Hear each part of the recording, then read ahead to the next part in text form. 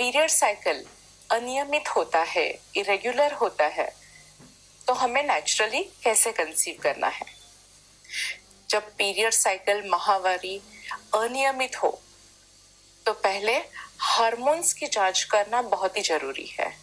कुछ ऐसे हार्मोन्स होते हैं जैसे कि थायराइड, प्रोलैक्टिन, कभी शुगर का गड़बड़ी होना, इन सब चीजों से हमारी मंथली साइकिल, मासिक चक्र डिस्टर्ब हो जाता है, अनियमित हो जाता है और इनको करेक्ट करने के बाद अपना साइकिल अपने आप अच्छा होना शुरू हो जाता है।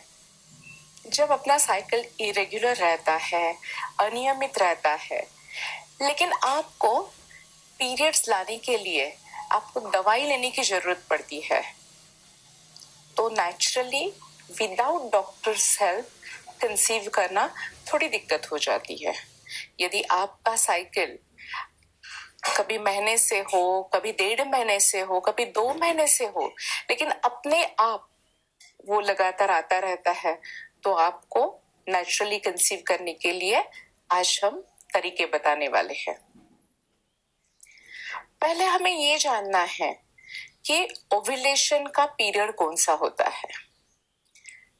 मासिक चक्र शुरू होने के बाद ओव्यूलेशन तक का जो पीरियड है उसको हम प्री ओव्यूलेटरी फेज बोलते हैं, और ओव्यूलेशन के बाद अगला मासिक चक्र आने तक का पीरियड है उसको हम बोलते हैं पोस्ट ओव्यूलेटरी फेज।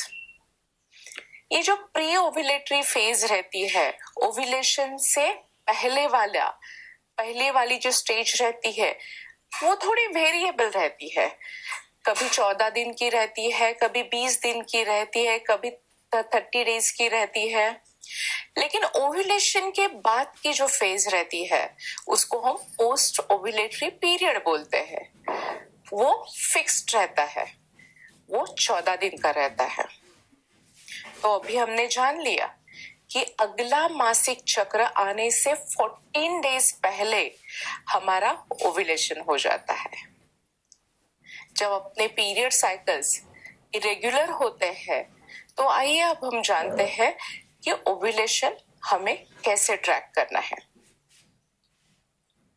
अपना पीरियड साइकिल जब इरेगुलर होता है, समझो कभी 35 डेज से होता है, कभी 37 डेज से होता है, कभी 40 डेज से होता है, कभी 45 डेज से भी हो सकता है, तो इस सिचुएशन में हमें जानना है हमारा ओव्यूलेशन कब होता है, हमारा मोस्ट फर्टाइल पीरियड कौन सा रहता है।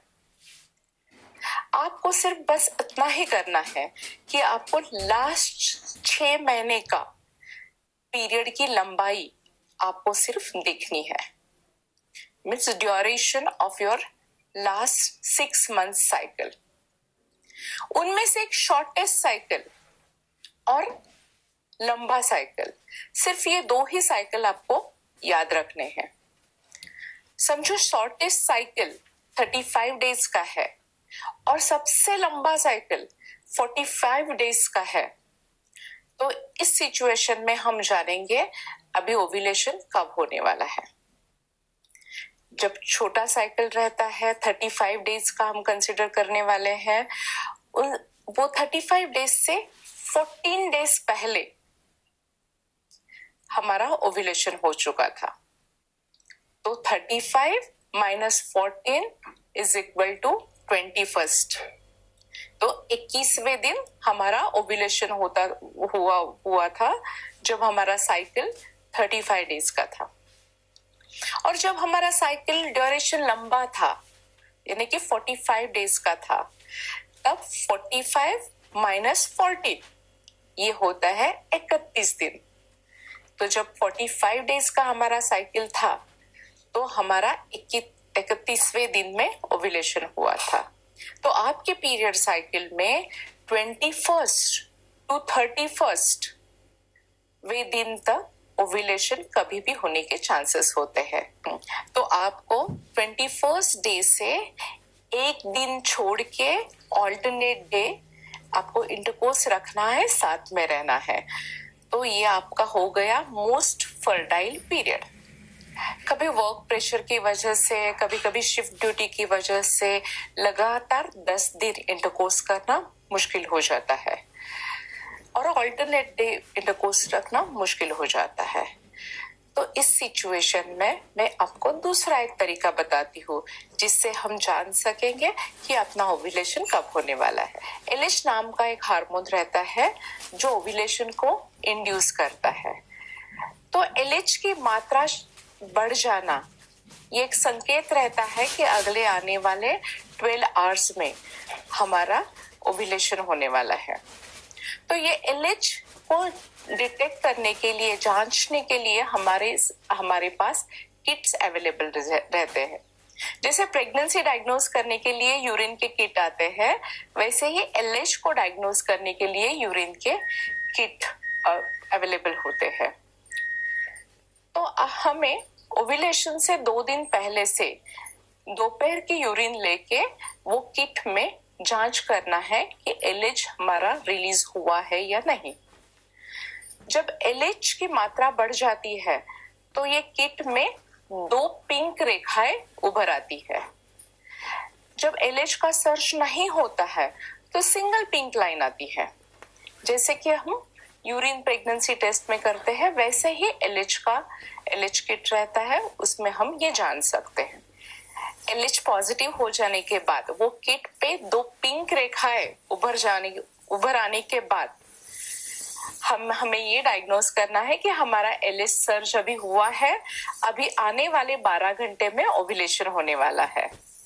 तो आपको आने वाले 12 घंटे के बाद से लगातार 2 से 3 दिन ही आपको इंटरकोर्स रखना है और वो इंटरकोर्स कंसेप्शन के लिए बहुत ही इम्पोर्टेंट होने वाला है। तो इस वीडियो में हमने जान लिया जब मासिक चक्र अनियमित रहता है तो नेचुरल कंसेप्शन होने के लिए हमें क्या करना है। पहले तो हार्मोन्स की जांच करके उसमें कुछ गड़बड़ी रहेगी तो हमें रेक्टिफाई करनी है। दूसरी बात है हमारा ओव्यूलेशन का फेज डिटेक्ट करना है। तो इसके लिए हमने हमारे 6 मंथ्स के पीरियड साइकिल का अंदाजा लगाया, जिसमें से सबसे छोटा साइकिल और सबसे बड़ा साइकिल हमने चूज करके फिर ओव्यूलेशन का फेज निकाल दिया। तो इस फेज में इंटरकोर्स जब होती है तब कंसेप्शन के चांसेस मैक्सिमम रहते हैं और जब इतना समय हमारे पास नहीं है तो हम एलएच किट का भी इस्तेमाल कर सकते हैं।